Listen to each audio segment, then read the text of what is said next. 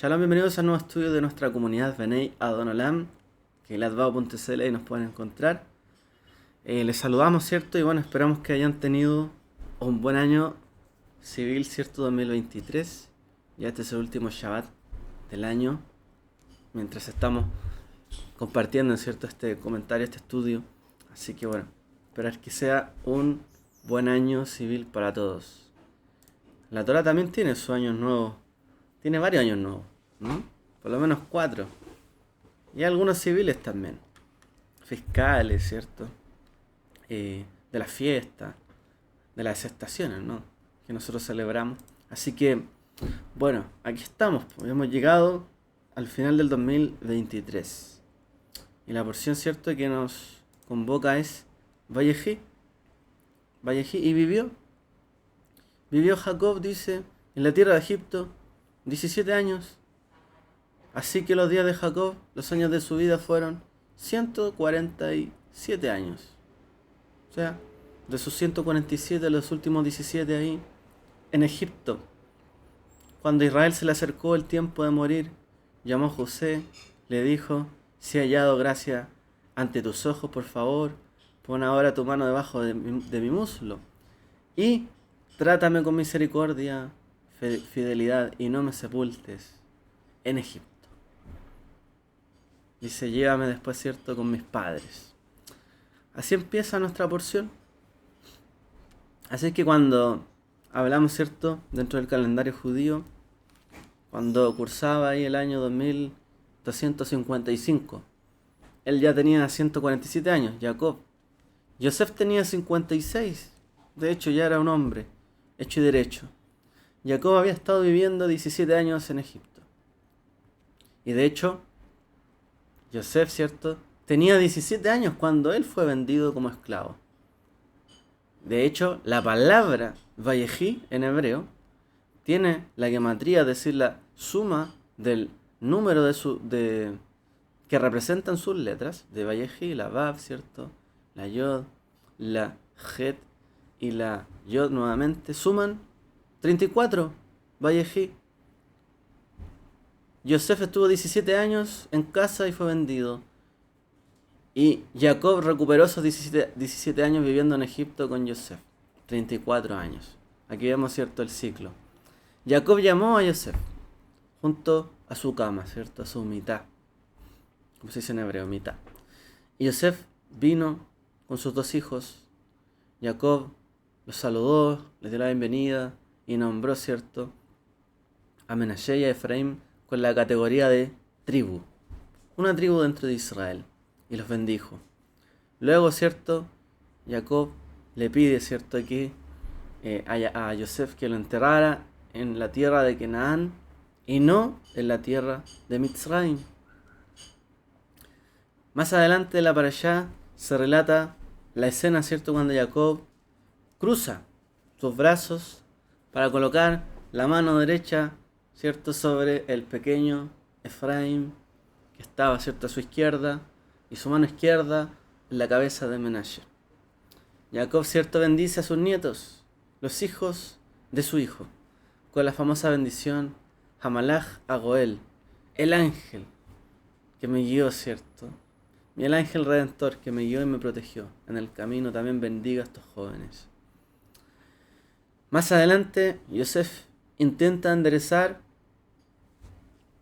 volver, ¿cierto?, a enderezar las manos de Jacob, pero Jacob se resiste y le dice a Yosef que aunque Menashe estaba también destinado a ser un gran pueblo, una gran tribu, Efraín sería todavía mayor. Y ahí se expresa, ¿cierto?, la bendición: que Adonai te haga como Efraín y como Menashe. Y Simcha Adonai que Efraín veji Menashe. Que Adonai te haga como él, te coloque como a él, te ponga como a él. Y así los bendice. Jacob luego llama a sus 12 hijos y los bendice uno a uno. Y les ordena a sus hijos que lo enterraran en Canaán junto a su esposa Lea. Y luego de esto parte, expira, ¿cierto?, de este mundo. Dice la Torá que Egipto, Mitzrayim, lloró a Jacob durante 70 días. Era un hombre anciano, un hombre, cierto, de mucha sabiduría, un hombre de mucha experiencia, un hombre muy respetable.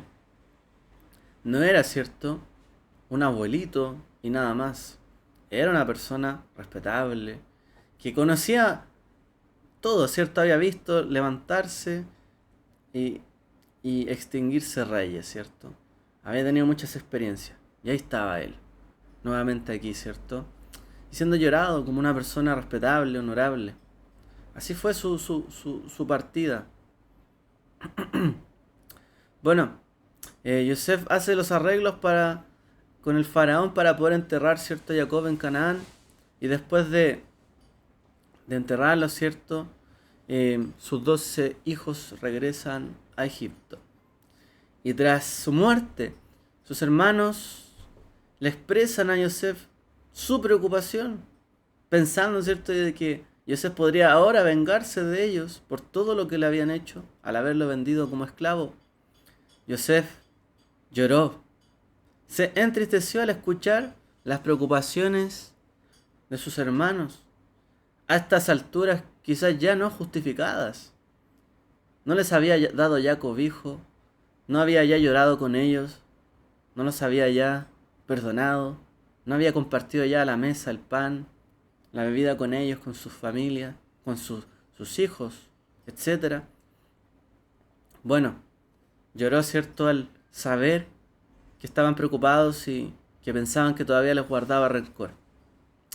Así fue que Yosef gobierna en Egipto otros 54 años más. E hizo que sus hermanos, ¿cierto?, prometieran que en el momento de salir de Egipto se llevaran sus huesos, ¿cierto?, con ellos, para ser enterrado también en Canaán con su padre, Jacob. Y así Yosef muere, ¿cierto?, a la edad de 110 años. Vidas longevas, vidas, ¿cierto?, de muchos años. Bueno, así fueron las vidas de nuestros padres, nuestros ancestros. Aquí termina, por así decirlo, la historia de los patriarcas, porque después ya iniciará la historia de la libertad. La historia, ¿cierto?, de la redención. Pero antes de eso, la historia de la esclavitud, la historia del sufrimiento, del dolor, la historia, ¿cierto?, de la historia de la humanidad, los altibajos, ¿cierto?, de los pueblos. Un día están bien, cambian las condiciones, ya no están tan bien. A veces están muy mal, se resisten a esta realidad y hay muchos no quieren salir. Dios más adelante, ¿cierto?, motivará al pueblo de Israel para que salga y enfrentará, ¿cierto?, toda la opresión que tenían para que pudieran ellos saber que Dios estaba dispuesto a enfrentar todo y desafiar todo, ¿cierto?, para que ellos pudiesen ser libres. Porque realmente la libertad no viene sino cuando uno siente que ya no tiene un enemigo. La paz viene cuando uno ya ve que no hay ninguna enemistad, opresión, uno está tranquilo, ¿no? Bueno, eso será más adelante. Por lo tanto, aquí termina, ¿cierto?, la historia de los patriarcas, del último de ellos, Jacob. Así es como ante esta parashá vemos la conclusión del libro del Bereshit, del Génesis, y completa la imagen, ¿cierto?, de todos los patriarcas fundadores, ancestros del pueblo de Israel. Padres, madres, hijos, tíos, primos, todos, ¿cierto?, los que están allí. También concluye una porción, ¿cierto?, narrativa de la Torá. La Torá inicia con narrativa, no inicia con leyes. La Torá inicia, ¿cierto?, con un relato. El relato tiene una historia, se cuenta, tiene vivencias, tiene aciertos y desaciertos. La Torá no empieza diciendo esto hay que hacerlo así, así y así y tal. No. Aciertos y desaciertos. Órdenes y desórdenes, ¿no? En el principio estaba Dios, creó las cosas y estaba la tierra desordenada y vacía, dice. ¿Cómo? Bueno, no es tan diferente, ¿no?, a lo que es el relato de Bereshit. Muchas veces el relato, en algún sentido, está desordenado. La historia de los padres desordenadas, ¿no? Quizás a veces vacía. 7 años pasan por servir, ¿cierto?, a Labán, por ejemplo, de Jacob. Y pasan así como si nada, 7 años. 7 años más. Años pasan acá, vivencia acá, acá y allá. Puede parecer que sea todo vacío, desordenado, pero en realidad tiene propósito. La narrativa de la Torá tiene propósito detrás de ella. Hay en este Sefer, ¿cierto?, en este libro, pocos mandamientos, hay pocas leyes, pocos rituales, en realidad, en el libro de Bereshit. De ahora en adelante, ¿cierto?, en el libro de Shemot, hablará, ¿cierto?, de otra narrativa, pero ya de la existencia de Israel como pueblo, como nación, sus inicios. Se convierte así en adelante en un libro de leyes, de mandamientos de Dios para el pueblo de Israel. Entonces, también nos preguntamos, bueno, ¿por qué una narrativa tan larga al inicio de todo esto? Hay gente que dice, a mí me gustan las cosas que sean claras. Yo quiero saber, ¿puedo hacer esto o no puedo hacer esto? ¿Hago esto o no hago esto? A veces la gente cuando llega, ha pasado a la comunidad o en otros tiempos, llegan personas y dicen, bueno, yo quiero saber lo que tengo que hacer, lo que no, compro esto, no lo compro, vengo acá o no, puedo usar esto o no. Inmediatamente, ¿cuáles son los mandamientos? ¿Qué tengo que hacer? La gente viene con una intención muy directa, ¿no? Quiere concretar. Bueno, ¿cuál es el mandamiento? Pero la Torá se da un espacio muy amplio en narrativa, visualización, experiencia, saber lo que está pasando, la historia de cada uno, conocerse, saber en qué estamos ahora, cuál es nuestra fe, creemos o no, voy a seguir este camino o no, estoy seguro. Los patriarcas tuvieron experiencias difíciles, decidieron seguir a Dios, sí, pero muchas veces dijeron, bueno, ayúdame, no sé qué más hacer, estoy en problemas. No siempre el camino de Dios fue porque tengo fe, sé qué hacer siempre y en todo momento. Al contrario, el camino de fe inicia con un llamado Lech lecha me'artzecha mimolat teja. Dice, vete de tu tierra, de tu parentela, al lugar que te mostraré. ¿Qué lugar? ¿Dónde? Tengo que irme. Empieza con incertidumbre, ¿no? La historia de fe empieza siempre dando un paso de fe. Pero no con cosas claras, mandamientos, cosas ideal.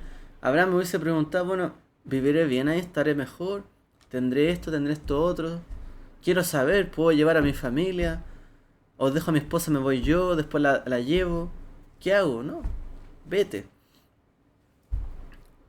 Bueno, a veces pensamos que las cosas son muy directas, pero no lo son. La historia es narrativa. La historia nos lleva, ¿cierto?, a tener que conocernos un poco a nosotros mismos, conocer nuestra relación, nuestros caminos, con nuestra familia, con Dios. Bueno, Rashi dice, ¿y no debería la Torá haber comenzado con el mandamiento relativo a la luna nueva? ¿Por qué? Porque en el libro de Shemot, cuando se constituye el pueblo de Israel, cuando ya es nación, el primer mandamiento que se les da es el Molad, ¿cierto? La luna nueva. Es el primer mandamiento. El Rosh Hodesh. Cuando es el nuevo mes. Cuando está el pueblo reunido, ¿cierto?, ante Moshe. Moshe, el primer mandamiento que les da es este. ¿No debería la Torah haber comenzado por esto si le llamamos Torah, el libro de instrucciones? Mandamientos, leyes. Bueno, Rashi contesta, responde diciendo, y dice, bueno, comenzó por tal y tal razón, la narrativa, la historia de los padres, etcétera. Podría haber comenzado aquí, pero en realidad, contexto, ¿no? Ahora, todavía, para ir a otra respuesta. ¿Por qué hablar sobre la vida de los antepasados. ¿Por qué tanto interés en la historia de los antepasados? Si Dios quisiera decirnos, hay que hacer esto sí, esto no, y ya, se acaba todo. Pero la Torah tiene mandamientos, de hecho, que se derivan de la vida, la historia, las vivencias de los antepasados. Nos dan una razón, un contexto, nos enseñan, ¿cierto? ¿Por qué está esto bien? ¿Por qué está esto mal? Bueno, los eventos que les ocurrieron a nuestros antepasados, como dicen, ¿cierto? En el Talmud, em, ma- em, dice Maasim Avot, Siman Levanim. Los hechos de los padres son señales para los hijos. Todo lo que le pasó a los padres son señales para sus descendientes, para los siguientes. Por eso es que comienza con una narrativa. Señales. Hay señales. Como cuando dicen, bueno, cuando pase algo habrá señales. No lo verán a lo mejor, no lo diré, pero habrá señales. Así pasó. Hay señales ahí, dando vuelta. Bueno, esta idea, ¿cierto? Solo puede verse en retrospectiva cuando vemos las historias de las generaciones anteriores y vemos la historia nuestra actual a la luz de ellos, nos damos cuenta de las similitudes, las cosas que ellos vivieron que nosotros nos enfrentamos también. Ahora, sería... A ver, ¿cómo decir esto? Bueno, ¿qué lecciones podemos aprender de los antepasados entonces? ¿Qué cosas podemos desprender? Hemos estado estudiando todo este tiempo de Bereshit. Bueno, hay una cosa que está ahí, intrínseca. La Torah invierte muchas palabras, ¿cierto? Y muchas descripciones. La Torah invierte. Dice, al principio creó Dios los cielos y la tierra. El Targum, ¿cierto? Explica, y lo hizo con su palabra, con la Dabar, la Memra, ¿cierto? O el Logos, en arameo, en griego, con la palabra. Pero invierte también muchas palabras y descripciones de la vida de las personas. Una palabra del Eterno hizo los cielos y la tierra. Pero una palabra, digamos, de las personas, quizás no, tuvieron... Hay que explicar muchas palabras para saber la vida de los demás. O sea, conocer las acciones de Dios quizás sea claro. Quizás Dios tiene un propósito, Dios no divaga.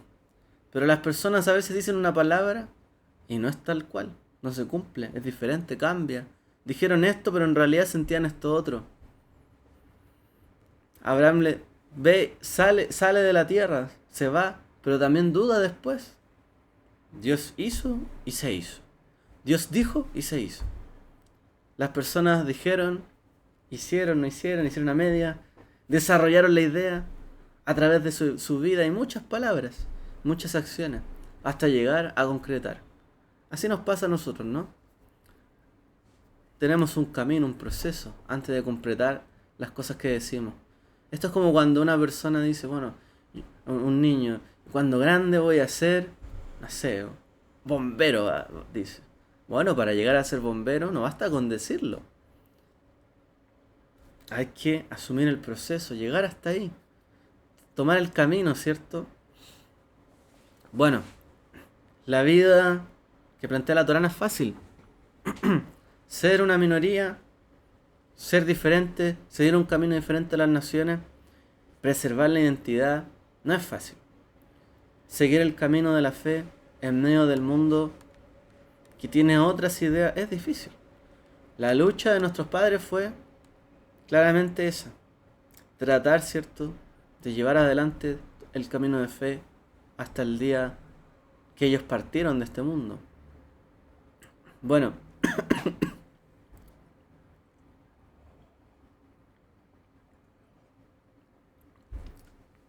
también nos enseña que nuestros patriarcas o nuestros padres tuvieron que tener mucha tolerancia y resistencia, ¿cierto?, ante el sufrimiento, el dolor. No elegimos un camino de fe donde nosotros mortificamos al mundo.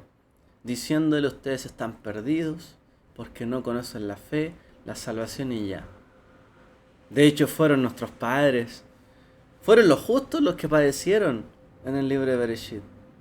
Fueron los justos, ¿cierto? Los que pasaron adversidades. No fueron los que se impusieron. Fueron, ¿cierto? Los que tuvieron que sufrir muchas veces. Y dentro de la vida de Israel también hubo conflictos. Dentro de los mismos hermanos, la familia. Hay que tener tolerancia. Hay que tenernos tolerancia unos a otros y ante los diferentes puntos de vista. Nosotros no somos llamados, ¿cierto?, a imponer las cosas, sino a perseverar en lo que fuimos llamados. Pero nosotros, en nuestra vida, las cosas pueden volverse terribles cuando no logramos ponernos de acuerdo, cuando no logramos superar nuestras diferencias, cuando no logramos tolerarnos, cuando no logramos, ¿cierto?, llegar a buenas relaciones, las cosas se ponen feas. Así lo vimos. La historia de los hermanos, la historia, ¿cierto?, de los patriarcas, las cosas se pusieron muy feas. Cuando simplemente por nuestras diferencias no nos quisimos tratar. Bueno, la vida en general del pueblo terminó siendo muy mal, y de las familias cuando esto pasó. Muy mal, severamente mal. Y este es un gran problema también de las comunidades de hoy en día, donde las diferencias, ¿cierto?, muchas veces terminan siendo irreconciliables entre la gente y terminan divisiones tras divisiones. Lamentablemente esto hace y provoca mucho sufrimiento. Imagínense si el pueblo judío hubiese cedido ante estas diferencias, hoy día no existirían. Tienen que mantener tolerancia, aún ante la adversidad de ser un pueblo, aun cuando no estén de acuerdo con las cosas que se hagan. Son parte de lo mismo. Si alguien dijera, no, yo ya no soy más judío porque no, esto que se está haciendo no es parte de lo mío. No, yo no estoy de acuerdo. Dejo de ser judío. Se extinguiría el pueblo. Pero eso no es así. Y cosas terribles pasaron cuando el pueblo y sus diferencias no pudieron llevarse, ¿cierto?, en paz. Bueno, veamos la historia de Yosef y sus hermanos. Lamentablemente, ¿cierto? Historia de Nimrod, Abimelech, el faraón, Labán, Siquem, Esaú. Todas esas historias terribles, ¿no? Que finalmente nos recuerdan las cosas irreconciliables y que tuvieron que sobrevivir. Bueno, la historia de los patriarcas es una historia que tuvo que enfrentar adversidad, enemistad, celos, envidia, ¿cierto? Generalmente. Y todo el tiempo, quizá. Bueno. También vimos, ¿cierto?, cómo cuando una persona tiene convicción como Abraham, como Sarah, pueden cambiar el mundo. Pueden mantenerse, ¿cierto?, y cambiar las generaciones. Muchas lecciones hay en este libro, ¿cierto?, del Bereshit. Veamos algunas pequeñas lecciones también para darnos un pequeño baño ahí de lecciones.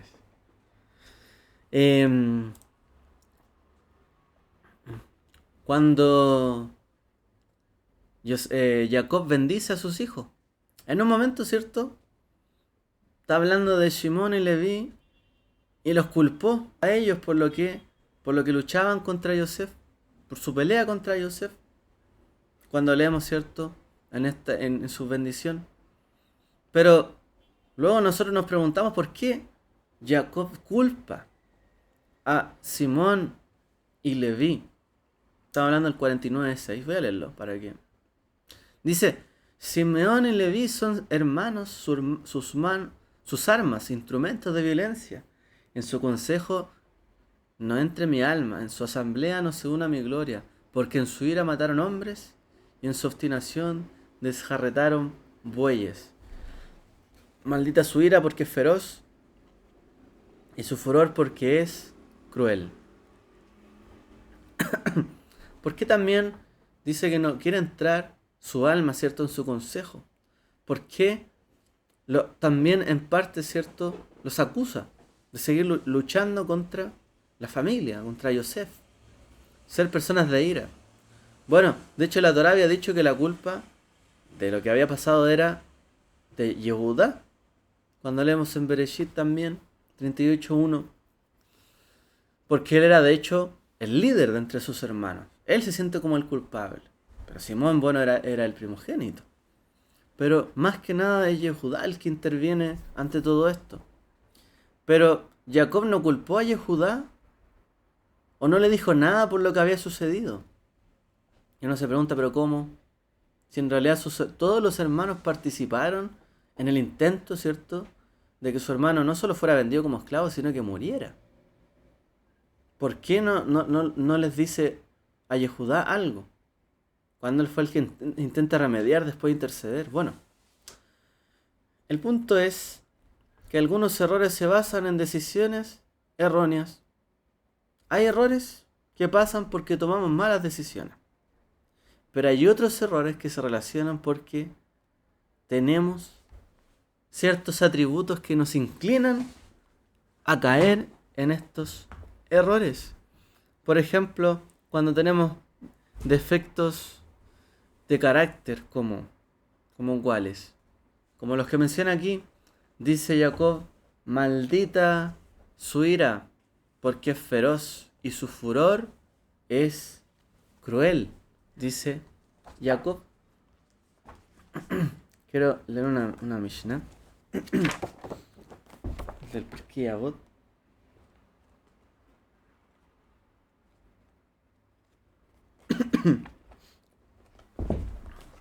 Entonces, ¿qué pasó? Que la ira y el odio de Shimón y Leví demostraron ser una falla fundamental de carácter. De nuevo, hay errores que pasan, ¿por qué? Porque tomamos malas decisiones. En un momento, no sé, pasó algo, tomé una mala decisión y caí. Y gracias a eso enojé a otra persona, molesté a los demás, generé malas consecuencias. Pero hay otros errores que se derivan de nuestro carácter. Y sabemos esto cuando son reiterativos, ¿no? Pasan una y otra vez. Ya es un problema de carácter. No es una mala decisión en un momento. Es de carácter. El problema con Shimón y Leví es que tenían un problema de carácter. En cambio, Yehudá se arrepintió de sus errores. Intercedió, ¿cierto?, para apoyar a sus hermanos en algún momento. O sea, él pudo reparar de alguna forma sus errores. Fueron cosas puntuales, decisiones malas. Pero Jacob estaba muy preocupado de sus hijos, Shimeón y Leví, porque miraba su carácter, sus atributos, las midot. Eso es lo que pasa con Shimeón y Leví. Entonces, en la vida, ¿cierto? Como les decía, teníamos dos tipos de por qué tomamos malas decisiones. Una, si en realidad nosotros nos equivocamos en un momento, tomamos una mala decisión, ¿no?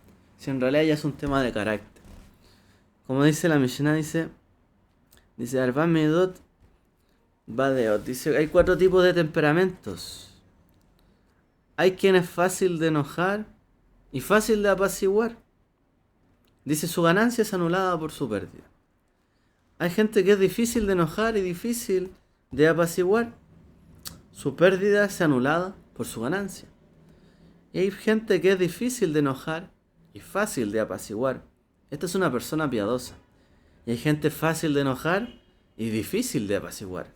Esta es una persona malvada. Dice Rasha. Volvamos a esto. ¿Cuál es el problema de Shimón y Leví? ¿Por qué fue tan duro? Porque Jacob, en su lecho de muerte, en su cama, maldice prácticamente a sus hijos. Maldita su ira, dice, porque es feroz. Y su furor, porque es cruel. ¿Por qué? Jacob está maldiciendo a sus hijos. Porque prácticamente lo que está haciendo, los está maldiciendo. Bueno, esto es grave, ¿no? Es severo. Y los está maldiciendo prácticamente porque, de alguna forma, está tratando de equilibrar las virtudes, las bendiciones que está colocando sobre ellos ¿cierto? A la par que les está advirtiendo que esa ira, ese furor que ellos tienen, está haciendo un contrapeso muy fuerte en sus vidas para que se pueda concretar también la bendición. No los maldice a ellos directamente, pero maldice la ira, el temperamento que tienen. Entonces, en la Mishnah los sabios explicaron que hay gente que es fácil de enojar, es fácil enojarlo, usted le hace algo, ya, se ponen rojos, colorados, y fácil de apaciguar. Se enoja fácil, pero también se le pasa fácil. Esta gente dice que su ganancia es fácil de apaciguar, es una persona mansa. Se anula con su pérdida, es decir, como se enoja fácil, aunque sea una persona mansa que se calma rápidamente, el hecho de que se altere también rápidamente, se anula todo lo bueno de su mansedumbre. Yo puedo ser una persona que de verdad tengo a lo mejor mucha paciencia, pero me enojo fácil. Alguien me dice algo ya que no me gustó y me molesta de inmediato. Y demuestro esa molestia. Después ya se me pasa y todo bien. Pero la gente tiene la idea, esta persona se enoja fácil. Tiene distancia después de ella. Y esa gente, a veces cuando intenta hacer lo bueno, la gente no confía tan fácilmente, porque se enoja fácil. Es como, pucha, si le digo esto a lo mejor se va a enojar. Y finalmente aleja a las personas. Y prácticamente queda como un efecto nulo. Se enoja fácil, pero perdona fácil. No sé. Finalmente no es tan fácil de acercarse a esa gente. En realidad no hay mucha ganancia en su carácter. Y hay personas que son difíciles de enojar, pero difíciles de apaciguar. O sea, no se enojan tan fácil, pero cuando se enojan, estallan. No pueden controlarse. Tienen cierto que estallar. ¿Qué pasa? Que su pérdida es anulada por su ganancia.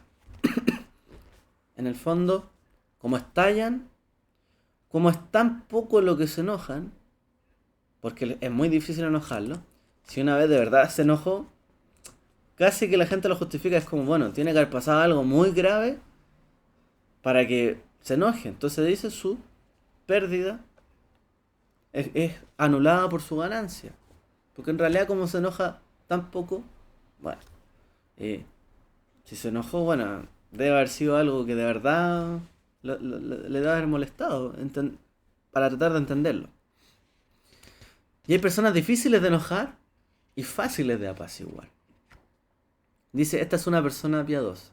Está claro, ¿no?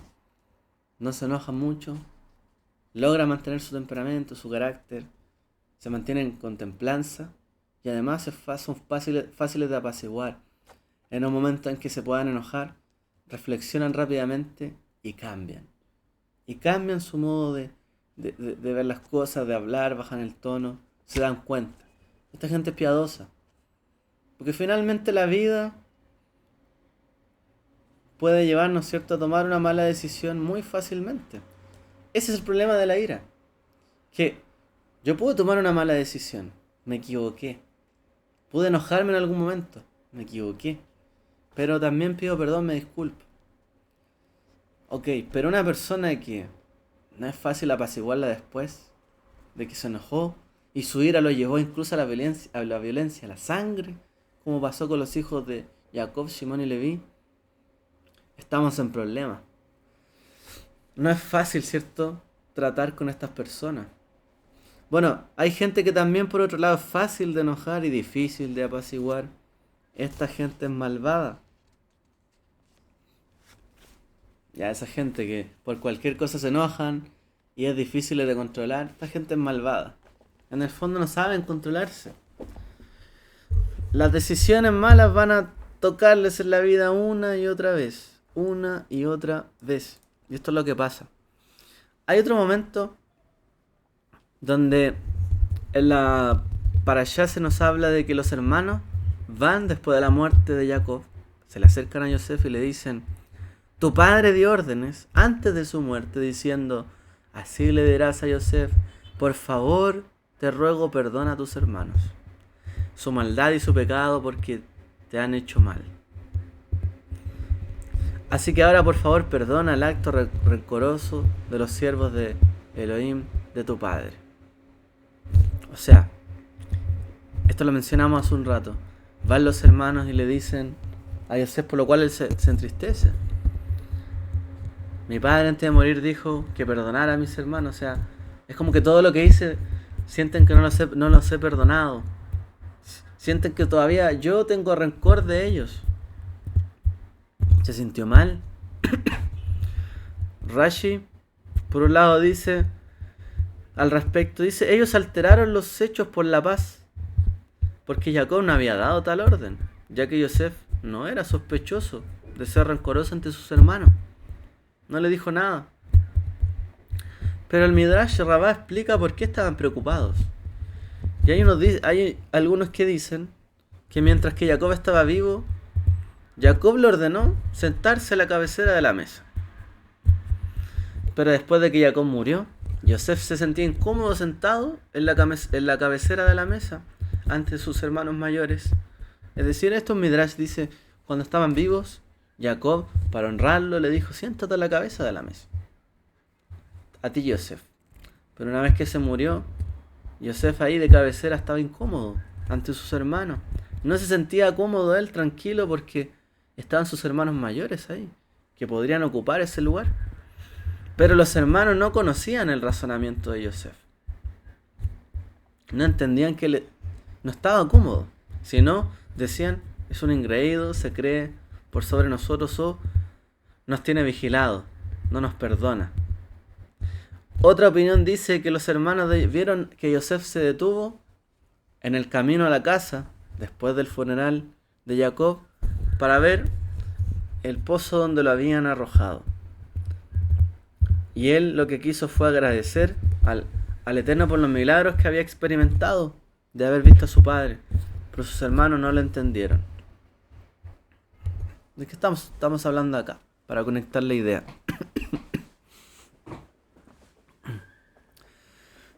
Y complementando lo que dijimos, ¿cierto? Que a veces tomamos decisiones malas por nuestro carácter, más allá de una decisión puntual.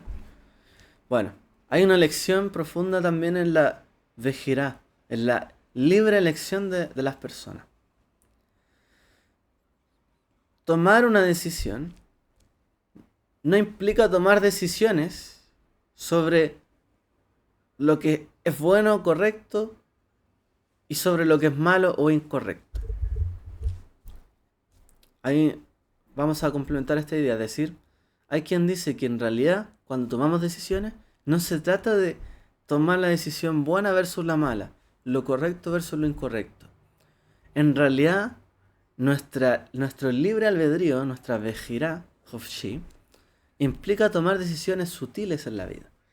No siempre son decisiones que marcan, así como hoy tomo esta decisión y marco el camino, no. Nuestras decisiones son sutiles en el día a día.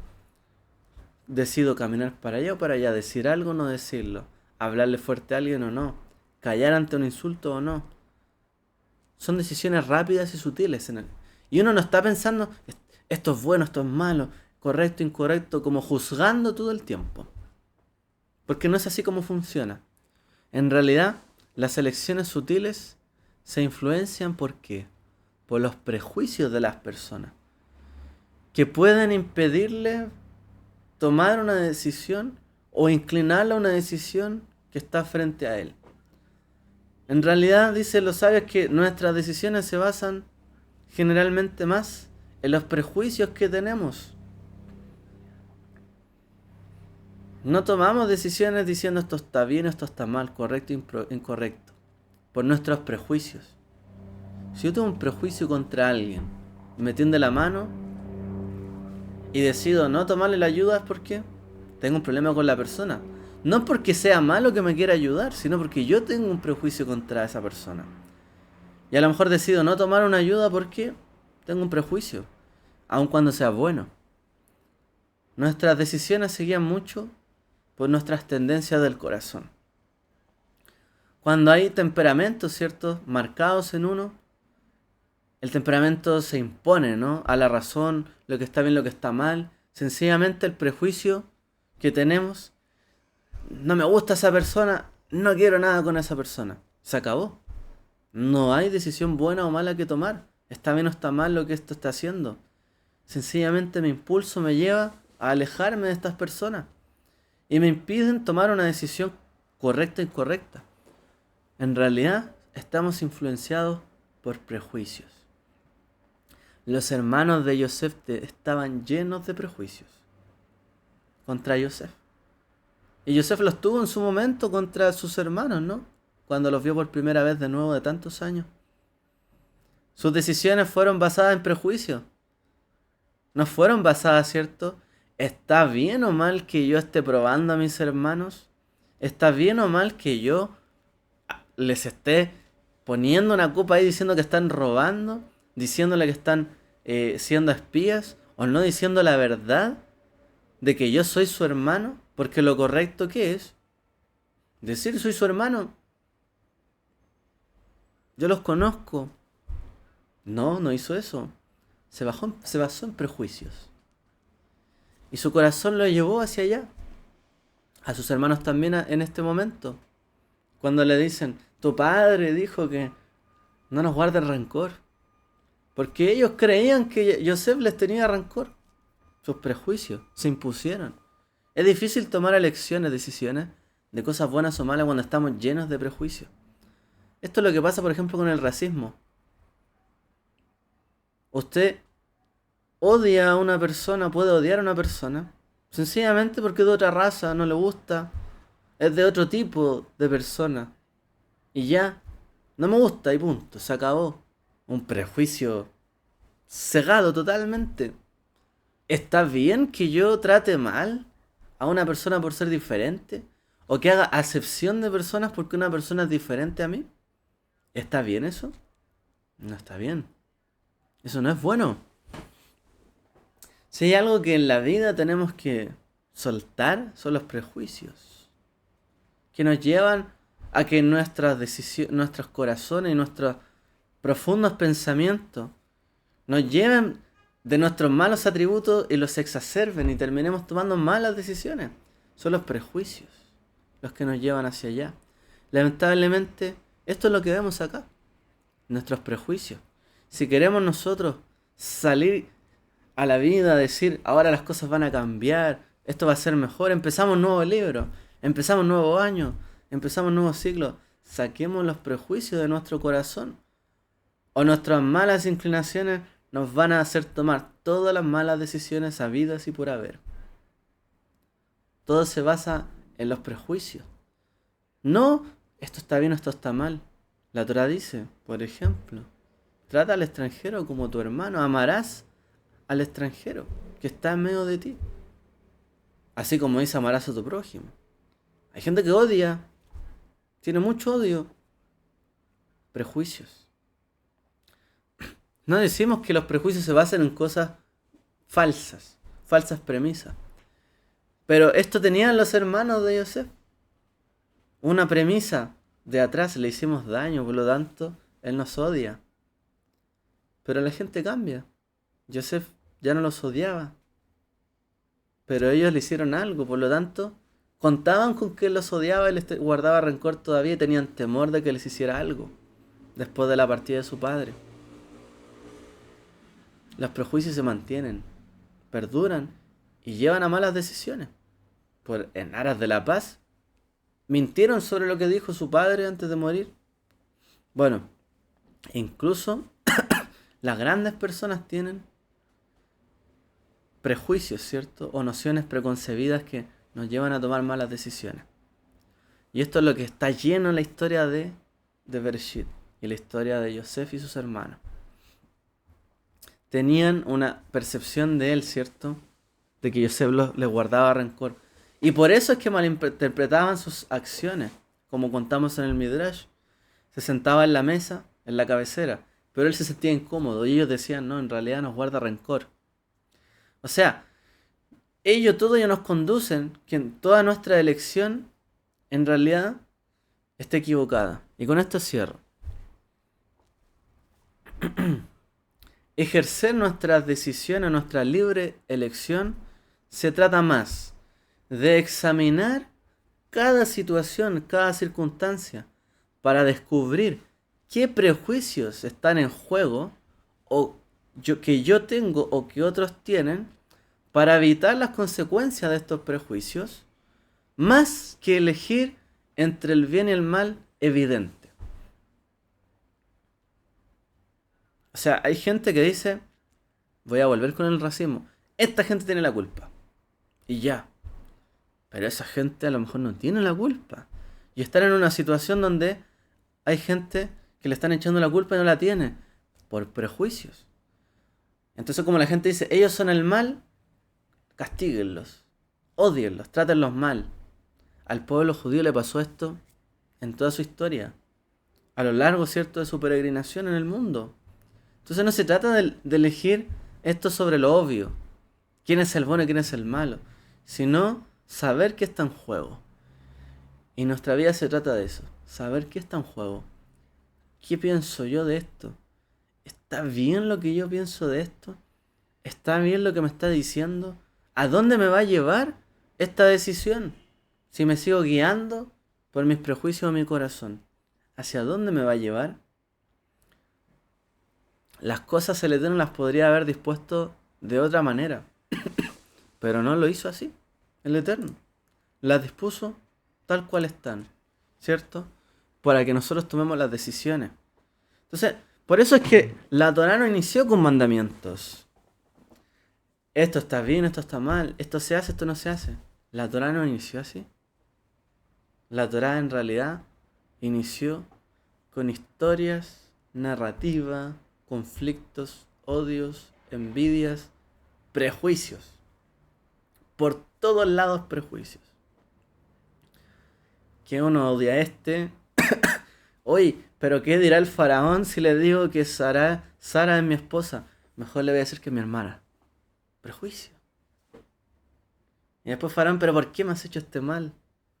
Prejuicio. Son cosas que guardamos ahí. Y eso es lo que nos lleva, ¿cierto?, a tomar las decisiones. Ojo con eso. Porque a veces podemos saber toda la Torá, podemos conocer todo, estudiar, ser muy apegados a la letra. Pero hay gente legalista, apegada a la letra, que apenas ve que se puede aplicar algo y el otro lo está haciendo mal, llega y arrasa con ello. No, pero es que esto aquí está mal, aquí estás equivocado, tal y tal. Ya, pero esa persona a lo mejor no sabe, nunca nadie le enseñó. ¿Por qué tienes tú que tratarlo así? De buenas a primeras si no sabes. Estamos llenos de prejuicios, lamentablemente nuestro entorno, nuestra vida, las comunidades están llenas de prejuicios. Y ahí es donde nuestra decisión está en juego. Finalmente el conocimiento es una herramienta. La Torá es una herramienta. Y hay que ponerla en práctica. Pero para ello tenemos nosotros que saber, tener la experiencia, la vivencia, ¿cierto?, de lo que pasa, los problemas, los odios, las dificultades. Que hay que aprender a perdonar, hay que aprender a amar, hay que dejar de odiar. Hay que eliminar perjuicios. Y si alguien me hizo daño, bueno, tendré que perdonar, olvidar, para seguir adelante. No puedo estar toda la vida pensando que alguien me va a dañar si ya se arrepintió. Dejar los prejuicios nos ayuda a tomar buenas decisiones y mejores decisiones. Así que si queremos salir adelante en nuestra vida, mejorar como persona, tenemos que dejar atrás los prejuicios, o por lo menos saber qué prejuicios están actuando en mi vida, en mi corazón, en cada decisión que tomamos. De eso se trata la vida. Porque cuando usted está hablando con alguien y le empieza ahí a molestar, usted no se acuerda que la otra dice, de apta la oreja camoja. Usted no se acuerda de eso. No se acuerda que dice, llamarás a tu prójimo. Usted ya le está ahí, se le está marcando la vena. Ya le quiere pegar una patada. le quiere ya dar un grito, cállate o cualquier cosa. En realidad, es esa decisión basada en los prejuicios. Bueno, ¿por qué me lo dijo? Ya no importa. Fue un arrebato de ira, voy a dejarlo pasar. ahí se marca la diferencia. Esa es la vida. Por eso la narrativa es lo más importante, por lo que inicia la Torá. Porque si no le damos ese contexto, la ley se transforma en legalismo, en cosas inaplicables y en arrasar con todo el mundo que no cumple. Y así no funciona. La Torá es narrativa, es vivencia y tenemos que crecer así como personas. No insisto más con esto, espero que se haya entendido el punto y que nos sirva a todos nosotros. Que el Eterno les bendiga a todos. Shabbat Shalom.